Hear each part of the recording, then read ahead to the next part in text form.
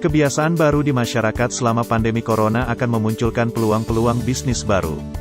Ketentuan jaga jarak sosial, pembatasan perjalanan, dan kebersihan di masa pandemi corona diprediksi akan membentuk kebiasaan-kebiasaan baru di masyarakat. Sedangkan beberapa regulasi baru untuk mencegah penyebaran virus di masyarakat berpotensi menciptakan era baru bagi perekonomian. Bila mengacu pada perhitungan beberapa peneliti, pandemi corona kemungkinan belum akan segera berakhir seiring belum ditemukan obat khusus ataupun vaksin. Para peneliti telah mengeluarkan perhitungan dengan berbagai pendekatan dan asumsi untuk memprediksi ujung dari pandemi corona. Mengacu prediksi tersebut, pola hidup dan kerja kemungkinan mengalami gangguan alias disrupsi dalam beberapa tahun. Disrupsi ini akan menghasilkan kebiasaan-kebiasaan baru yang tetap bertahan setelah pandemi berlalu. Dan ini akan menjadi peluang atau tantangan bagi pelaku bisnis. Kebiasaan baru yang dimaksud seperti bekerja di luar kantor, keseimbangan hidup, akses ke e-commerce dan layanan pengiriman barang, serta layanan kesehatan online alias e-health akan menemukan manfaat dari cara baru hidup dan bekerja.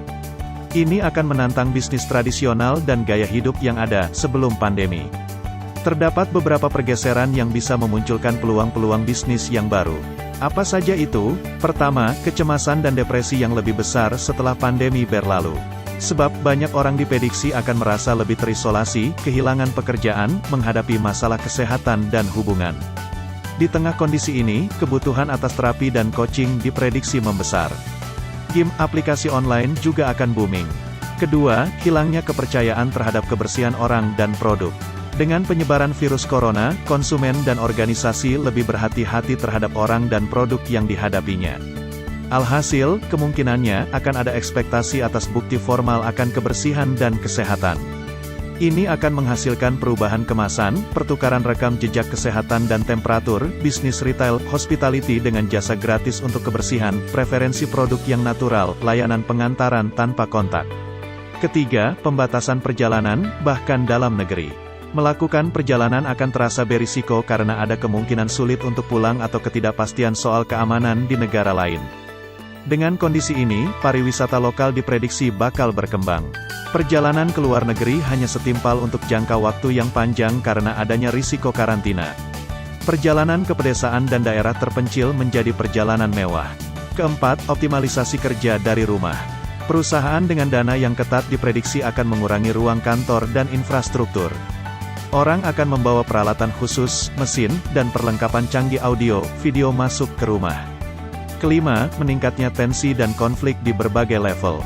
Banyak orang dan organisasi akan memasang posisi bertahan hidup. Dalam kondisi ini, orang kemungkinan melakukan pelanggaran kontrak atau regulasi.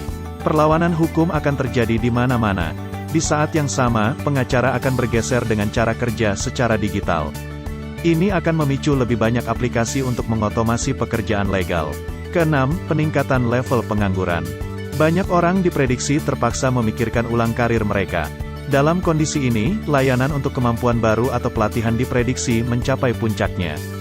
Selain itu, banyak juga yang akan banting setir menjadi wirausahawan.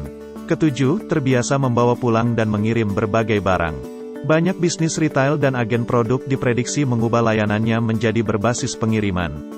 Meskipun, retail reguler tetap ada. Berdasarkan kondisi ini, kemungkinan lebih banyak layanan pengiriman khusus misalnya makanan beku. Selain itu, rantai pasok yang lebih maju, misalnya pengantaran untuk berbagai toko ketujuan yang sama. Kedelapan, kontak terbatas dengan orang tua. Hingga vaksin tersedia, interaksi dengan orang di atas 65 tahun menjadi terbatas. Alhasil, orang-orang kemungkinan akan memikirkan ulang model-model pertemuan sosialnya. Adopsi digital akan semakin meningkat. Komunitas-komunitas dengan kebutuhan yang sama atau umur tertentu juga diprediksi meningkat. Kesembilan, identitas diri lebih mencuat dibanding identitas pekerjaan. Dalam kondisi normal, busana adalah elemen yang membentuk dan mengkomunikasikan identitas yang diinginkan. Ketika interaksi fisik berkurang, tampilan saat interaksi video akan menggantikan sebagian fungsi itu. Akan lebih banyak bermunculan eksperimen terhadap digital alter ego. Terakhir, nilai lebih terhadap imunitas konsumen. Tempat-tempat makan dengan sekat individual dan tanpa interaksi dengan manusia, misalnya robot pelayan, diprediksi meningkat. Kemungkinan lainnya, industri dengan segmen konsumen yang memiliki bukti rekam kesehatan atau status imun.